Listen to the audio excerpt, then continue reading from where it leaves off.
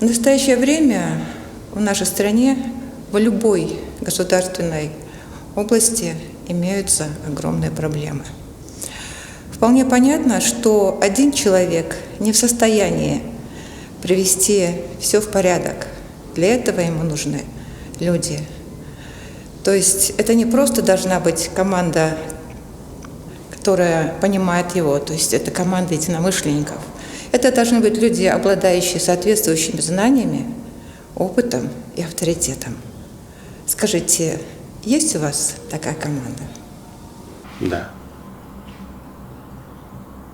Я скажу, не только у нас есть, но мы еще будем безустанно воспитывать их, растить новую элиту.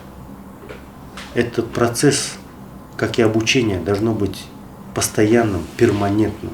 Если мы остановимся, мы будем сразу отставать. Почему? Знания сейчас имеют очень малый срок службы. Они быстро устаревают.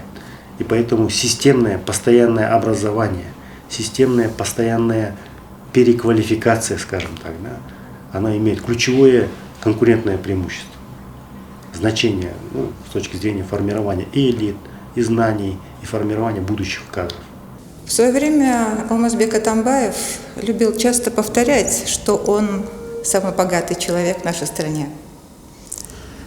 Понятно, что он говорил о своем личном состоянии, о своих личных финансах. А насколько богаты вы? Я самодостаточный, я довольствуюсь тем, что имею. Не бедный.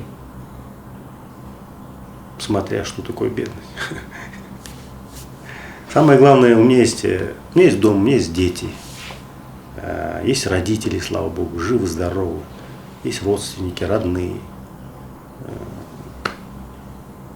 Этим я богат.